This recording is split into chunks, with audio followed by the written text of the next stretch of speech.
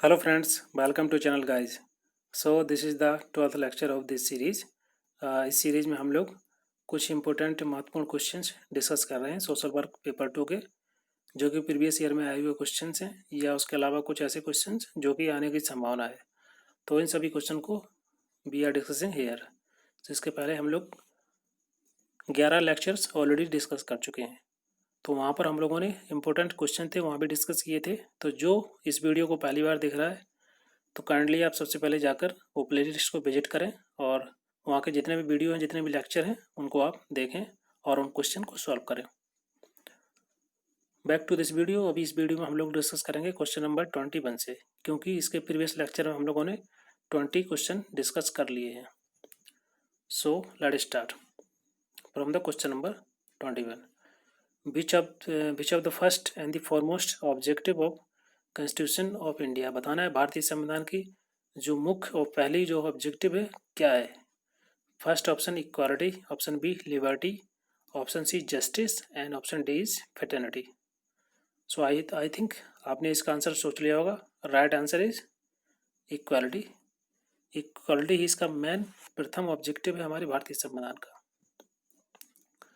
Question number 22। Which among the following is not the objective of constitution of India. हमारे भारतीय संविधान का बताना है इनमें से कौन सा ऑब्जेक्टिव नहीं है।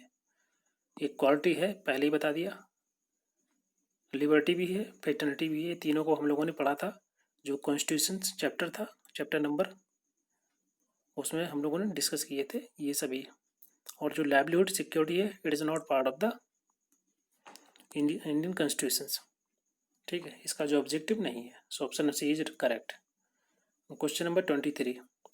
विच of the following is not a national duty as per the constitution of India. हमारे भारतीय संविधान के आधार से कि जो नेशनल राष्ट्रीय जो ड्यूटी होती है वो इनमें से कौन सी नहीं है।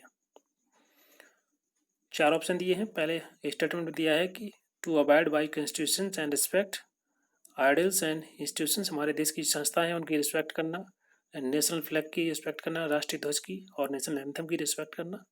ऑप्शन बी दिया है कि हमारा जो कंपोजिट कल्चर है, हमारी संस्कृति है और जो रिच हेरिटेज है उसको प्रिजर्व करना, उसकी वैल्यू करना।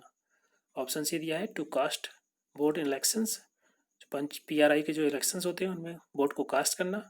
या ऑप्शन डी दिया है to strive for excellence in all the sphere of the individuals and collect activity. तो आप ये चार ऑप्शन देख के आप इजीली बता सकते हैं। आई होप इसका आंसर आपने सोच भी लिया होगा कि जो इसमें जो ऑप्शन नंबर सी है ये इसका पार्ट नहीं हो सकता, ना ही है, क्योंकि हम लोगों ने जहाँ पर फंडामेंटल ड्यूटीज डिस्कस की थी वहाँ पर ये तीनों के बारे में जाना था, ए बी एंड डी के बारे में, बट सी के बारे में वहाँ पर कोई ऐसा मेंशन नहीं था। तो ऑप्शन नंबर सी सही है।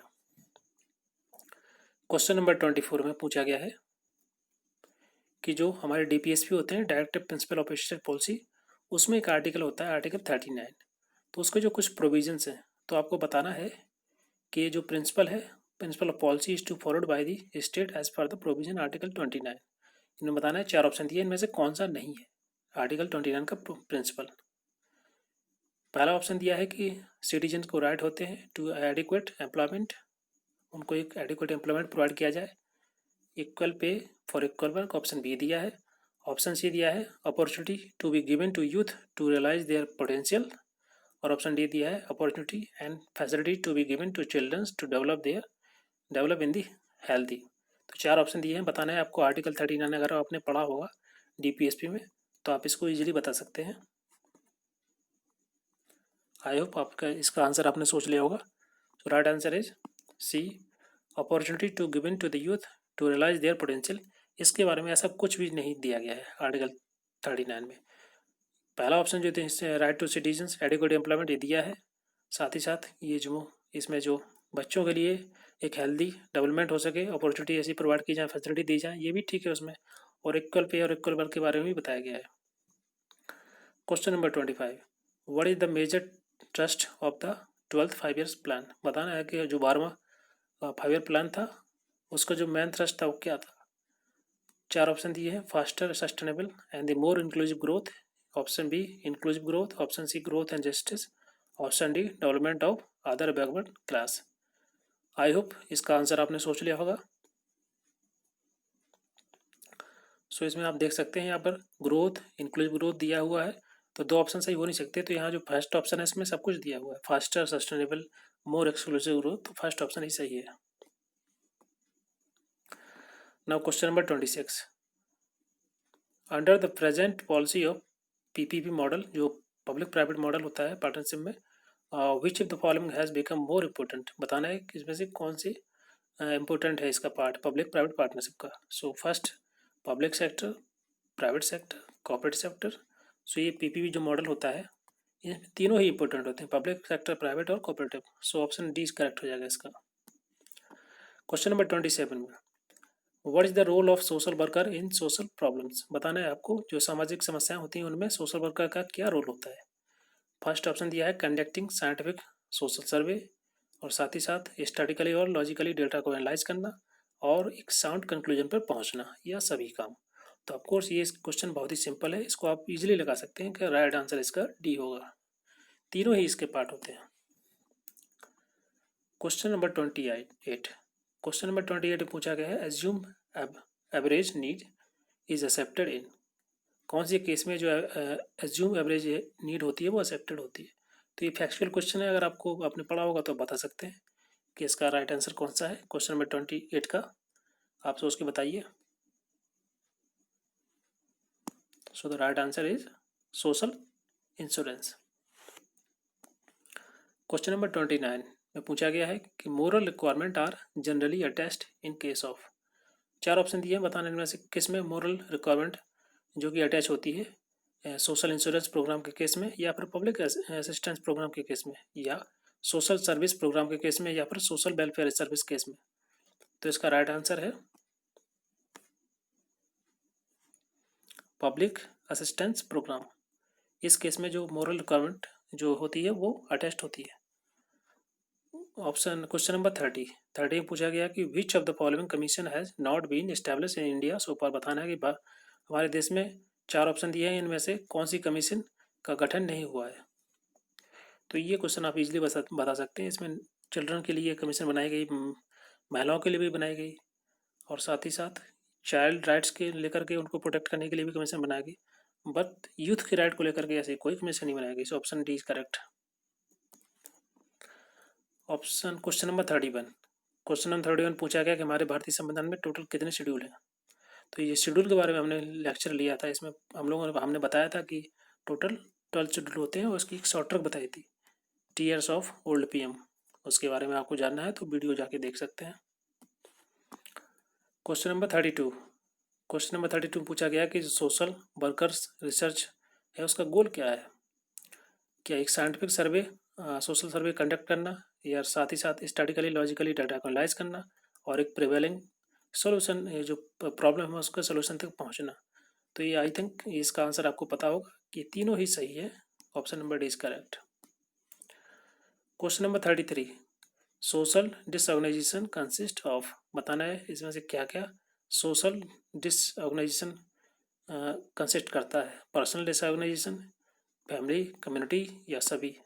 तो जब भी बात करेंगे हम सामाजिक जो डिसऑर्गेनाइजेशन की, तो सामाजिक जो डिसऑर्गेनाइजेशन तभी होगी, ये 3 लेवल पे होगी, पर्सनल लेवल पे होगी, इंडिविजुअल लेवल पे होती है, या फिर आपके फैमिली लेवल पे होती है, या फिर उस कम्युनिटी या सोसाइटी जिसमें आप रहते हैं उस लेवल पे होती है।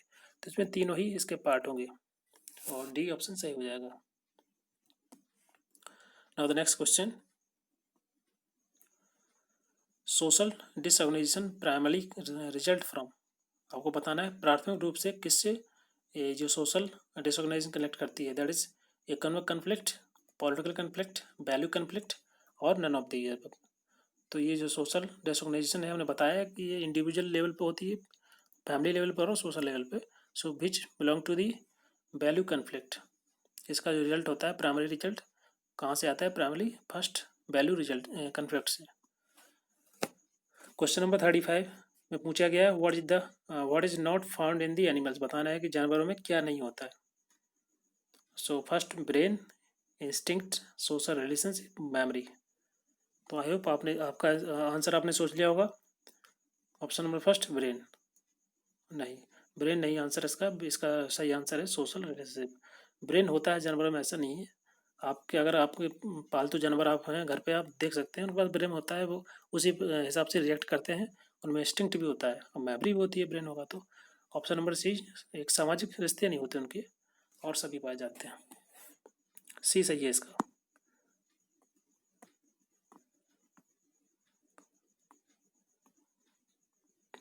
36 पे पहुंच गए।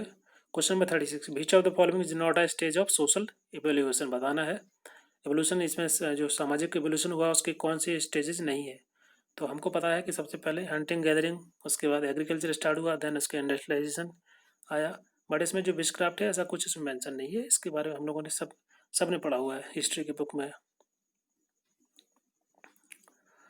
विच of the following does not characterize the primary groups, बताना है कि जो प्राइमरी ग्रुप है, प्राथमिक ग्रुप होता है, उसकी जो विशेषता होती है उनमें से कौन सा नहीं है।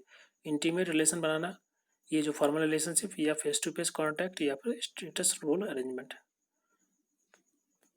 तो इसका राइट आंसर होगा फॉर्मल। फॉर्मल संबंध नहीं बना सकते इसमें। ये जो प्राइमरी ग्रुप होता है उसकी कुछ विशेषताओं में intimate, face to face, status role, ये सभी होता है। क्वेश्चन नंबर 38, बताना है कि इसमें क्राइम एक एक्ट है, क्या है, एक एंटी लीगल है या एंटी सोशल या फिर एंटी ऑर्गेनाइजेशन है या फिर ऑल द अबव है। क्राइम क्या होता है? ऑफकोर्स ये एंटी लीगल भी है, एंटी सोशल भी है। अब दो ऑप्शन सही हो जाएंगे तो ऑप्शन डी पे जाना होगा, क्योंकि इसमें और ऑप्शन दिए ही नहीं है। एंटी ऑर्गेनाइजेशन भी होता है, so option D is correct. Question number 39, second last question, personal disorganisation का मतलब क्या होता है? पर्सनल फॉल्ट या पर्सनल वाइस या एटीट्यूडनल और द वैल्यू कॉन्फ्लिक्ट और नन ऑफ द अबव, बताना है क्या होता है इसका। राइट आंसर इज एटीट्यूडनल और the value conflict, right answer. Question number 40, under the juvenile justice case and the protection of child act, a girl will be treated as delinquent who has not attend the, बताना कि किस as तक जो girl होती है उसको as a delinquent consider किया जाएगा under this act, juvenile justice act. So right answer is that is C, 18 years. So ये थे आपके 20 क्वेश्चन हमने अभी तक इसमें डिस्कस किए। और इस वीडियो में इतना ही। Thank you very much for discussion.